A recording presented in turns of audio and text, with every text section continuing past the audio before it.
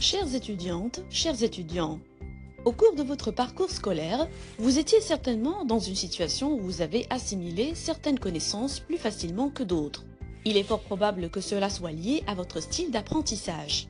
En réalité, chaque étudiant a plusieurs profils de personnalité qui se combinent de manière unique avec une tendance à privilégier le trait dominant. La découverte de vos profils vous permettra de trouver des réponses aux questions que vous vous posez depuis longtemps en rapport avec votre apprentissage. Dans ce chapitre, nous allons explorer deux éléments importants pour améliorer votre efficacité en matière d'apprentissage: les styles d'apprentissage et la gestion du temps et du stress. À l'issue de ce chapitre, vous serez en mesure de définir votre style d'apprentissage, découvrir les caractéristiques des registres sensoriels, planifier et organiser votre travail universitaire en présentiel et à distance.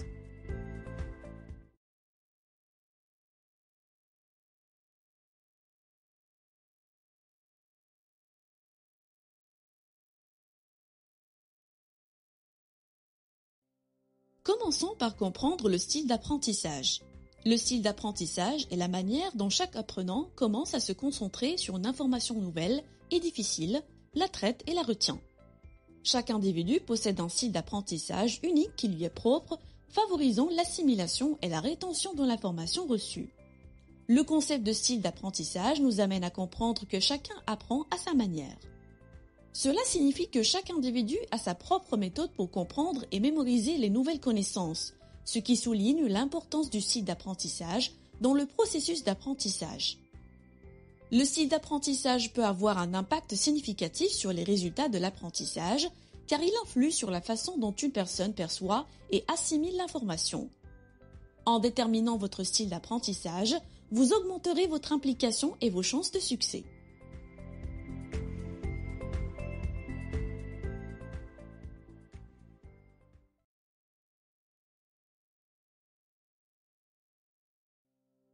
Les styles d'apprentissage peuvent être influencés par divers facteurs tels que la personnalité, les expériences antérieures et les préférences individuelles.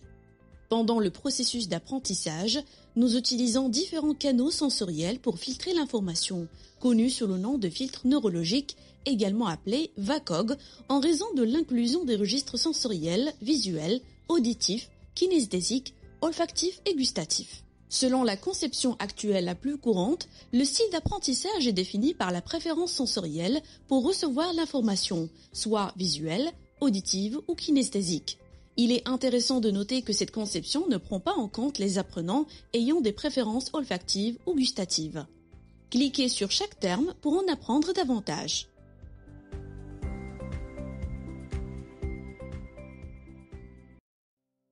Ce registre utilise la vue pour percevoir l'information. Si vous êtes un apprenant visuel, il est recommandé d'utiliser des supports visuels tels que des graphiques, des images ou des vidéos pour faciliter la compréhension. Il peut également être utile de prendre des notes sous forme de mind maps ou de schémas pour mieux organiser les informations.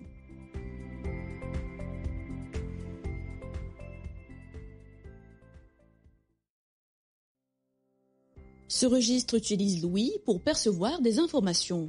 Pour les personnes qui apprennent mieux de manière auditive, il est recommandé d'écouter des enregistrements audio tels que des podcasts ou des livres audio. Il peut également être utile de répéter les informations à voix haute ou de participer à des discussions de groupe pour mieux comprendre les concepts.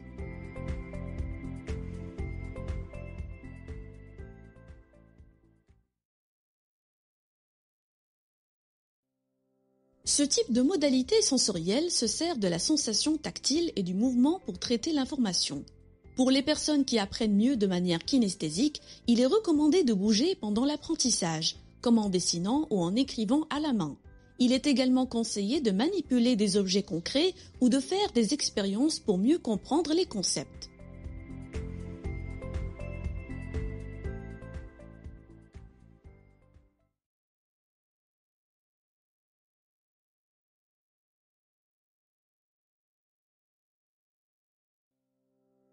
Il est désormais évident que chaque étudiant ait un registre sensoriel préféré pour apprendre.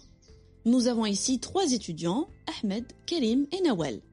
L'objectif est d'attribuer chaque situation à un étudiant en tenant compte de son style d'apprentissage. Essayez de faire glisser chaque situation dans la zone qui lui est appropriée.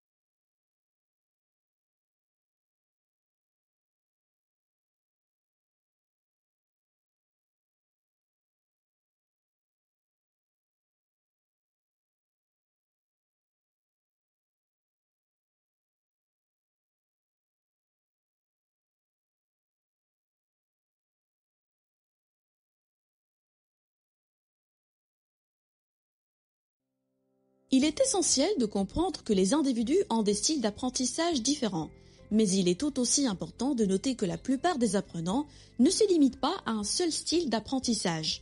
En effet, les apprenants peuvent utiliser différentes combinaisons de styles en fonction de la situation d'apprentissage. Par exemple, un apprenant peut préférer l'apprentissage visuel lorsqu'il s'agit de mémoriser des données numériques, mais préférer l'apprentissage kinesthésique lorsqu'il s'agit d'apprendre une nouvelle compétence pratique.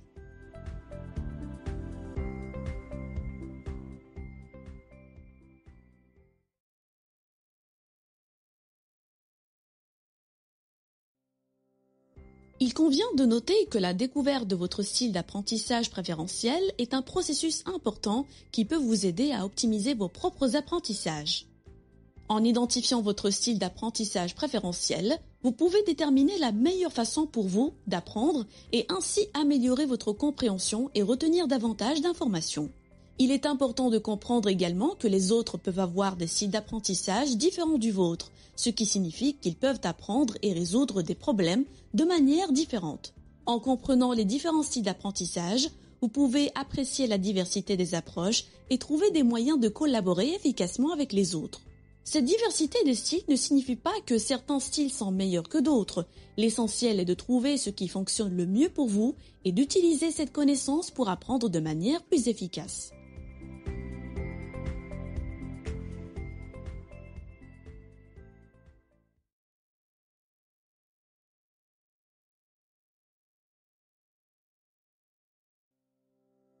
Passons maintenant à la deuxième partie de ce chapitre.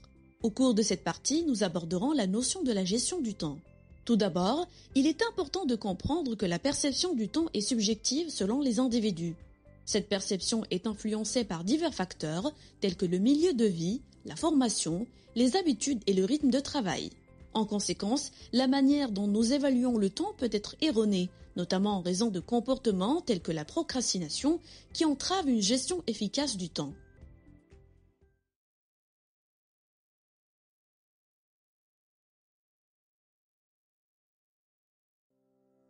La procrastination consiste à remettre une tâche à plus tard en croyant qu'elle sera plus facile ou moins contraignante à réaliser ultérieurement. Pratiquement tout le monde a probablement procrastiné au moins une fois dans sa vie. Il convient de noter que la procrastination n'est pas un comportement hérité génétiquement et peut être remplacé par des habitudes plus productives. Si la procrastination prend trop de place dans notre vie, elle peut entraver la réalisation de vos objectifs.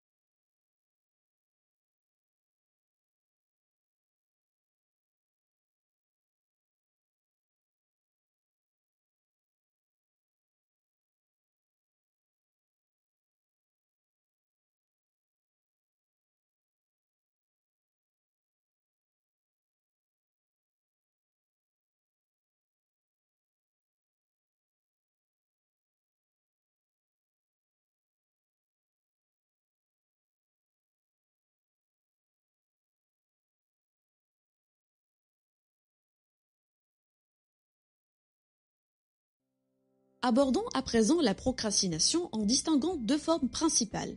La procrastination face à un devoir et la procrastination face à un vouloir. Cliquez sur chaque terme pour en savoir plus.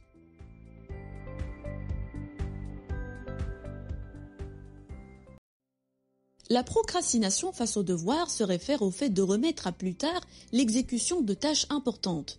Cette habitude peut être causée par divers facteurs tels que le manque de motivation, la peur de l'échec, la difficulté des tâches ou simplement l'habitude de remettre les choses à plus tard.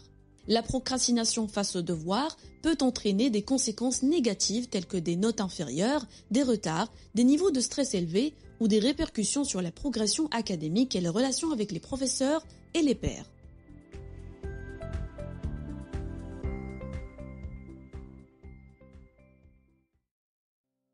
La procrastination face au vouloir désigne le fait de retarder la réalisation de tâches importantes au profit d'activités plus agréables, ce qui peut avoir des répercussions négatives sur la motivation et l'implication dans des projets essentiels. Ce phénomène est fréquent chez les étudiants qui font face à de multiples sources de distraction, notamment les réseaux sociaux et les plateformes de vidéos qui sont facilement accessibles à partir de leurs outils de travail tels que les ordinateurs, les téléphones portables et les tablettes. Alors, la question qui se poserait serait comment joindre l'utile à l'agréable? Pour répondre à cette question, il est nécessaire de classifier le temps en trois catégories distinctes. Le temps créateur, celui qui permet de générer de la valeur ajoutée. Le temps nécessaire, celui nécessaire pour exécuter les tâches en réponse à la question « Combien de temps cela prendra-t-il » Le temps inutile, celui qui est perdu par inadvertance, habitude ou négligence. La conviction à adopter pourrait être formulée comme suit. Éliminer le temps inutile, réduire le temps nécessaire et augmenter le temps créateur.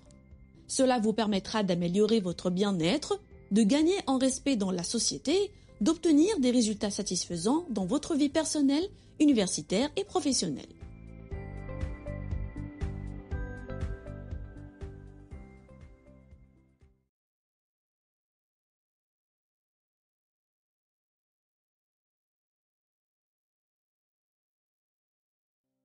Il est désormais évident que votre réussite universitaire repose sur votre aptitude à bien gérer votre temps pour suivre vos cours, vos activités et vos engagements quotidiens.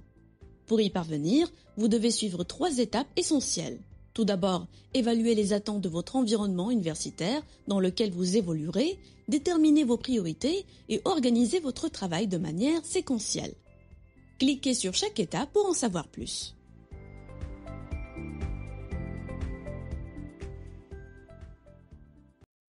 Pour évaluer les attentes de votre environnement universitaire, vous devez comprendre les normes et les attentes de l'université elle-même, y compris les attentes en matière de fréquentation des cours, les délais de remise des travaux et les politiques institutionnelles.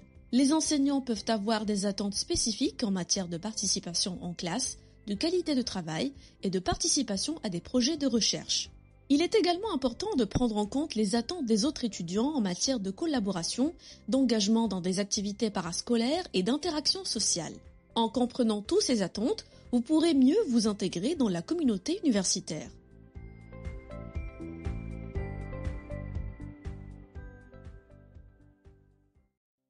Pour bien s'organiser, il est important de choisir les tâches à effectuer en fonction de leur niveau de priorité.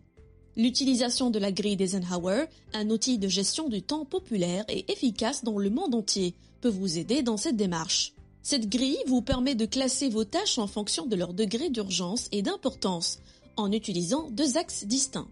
Les tâches urgentes sont celles qui requièrent une attention immédiate car elles ont une échéance précise ou supposée proche, et les tâches importantes sont celles qui ont un impact significatif sur l'accomplissement de vos objectifs à long terme. On obtient ainsi la matrice suivante. Cadran 1, les tâches urgentes et importantes. Cadran 2, les tâches importantes mais peu urgentes. Cadran 3, les tâches urgentes mais pas importantes. Et cadran 4, les tâches sans importance et non urgentes.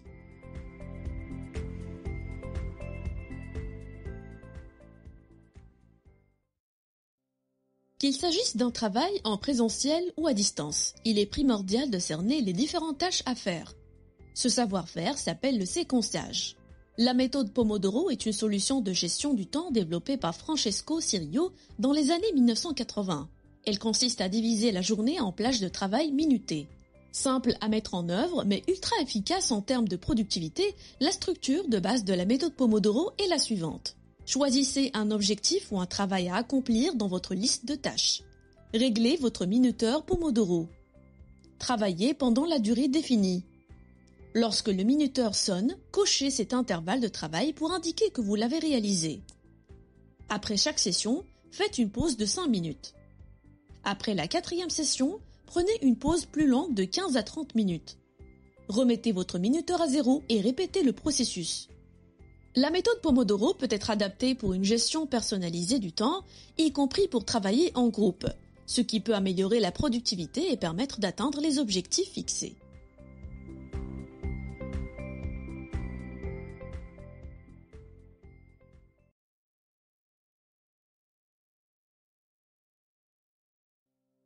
En plus de la nécessité de réévaluer votre perception du temps et de rationaliser la procrastination, il est primordial de bien interpréter vos propres ressentis. Cela implique une compréhension approfondie des différentes formes de stress qui peuvent se manifester pendant l'exécution de tâches en fonction des circonstances rencontrées. Le stress est une réponse naturelle de l'organisme face à une situation perçue comme menaçante ou difficile. Cependant, il peut se manifester de différentes manières et avoir des effets différents sur notre performance et notre bien-être.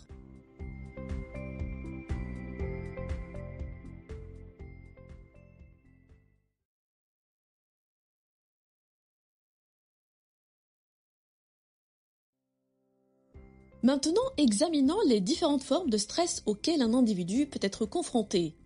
Il existe 3 types de stress. Le stress productif, le stress improductif et le stress paralysant. Pour en savoir plus sur chaque type, il suffit de cliquer dessus.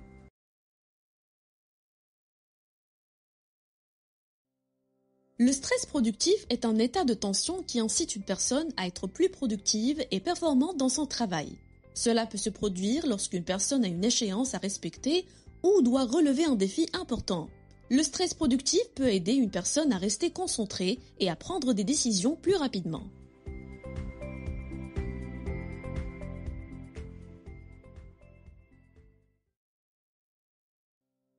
Le stress improductif peut avoir des effets négatifs sur la performance et la santé mentale des individus. Il peut être provoqué par des situations de travail trop stressantes, comme un volume de travail trop important, des délais impossibles à respecter, une mauvaise communication ou un manque de soutien. Le stress improductif peut entraîner une baisse de motivation, une diminution de la productivité et de la créativité, ainsi que des problèmes de santé tels que l'anxiété et la dépression.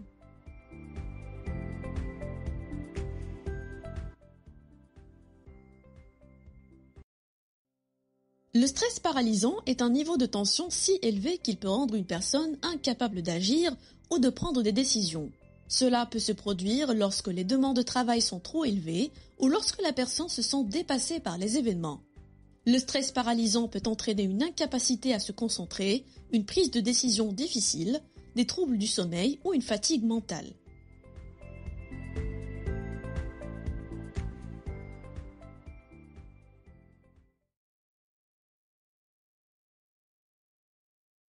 Chères étudiantes, chers étudiants, nous voici arrivés à la fin de ce chapitre. Concernant les styles d'apprentissage, nous pouvons dire que comprendre votre propre style d'apprentissage est important pour améliorer vos résultats académiques. Les styles d'apprentissage ont des préférences différentes en termes de méthode d'étude et de traitement de l'information. Il est important de comprendre ces préférences pour choisir des stratégies d'étude efficaces qui vous conviennent. Concernant la gestion du temps, nous pouvons dire qu'en planifiant efficacement votre temps d'étude, vous pouvez vous assurer que vous avez suffisamment de temps pour vous concentrer sur vos priorités académiques tout en équilibrant vos autres responsabilités et activités. Des stratégies telles que la planification des horaires, la priorisation des tâches et l'élimination des distractions peuvent vous aider à gérer efficacement votre temps. En fin de compte, le développement des compétences en matière de style d'apprentissage et de gestion du temps peut vous aider à devenir un étudiant plus efficace et à réussir dans vos études universitaires. Notez que vous pouvez télécharger le contenu de ce chapitre en version PDF en cliquant sur ce bouton ou via la rubrique Ressources. Maintenant, je vous invite à passer un quiz afin de vérifier le degré de votre assimilation des connaissances abordées dans ce chapitre. À bientôt!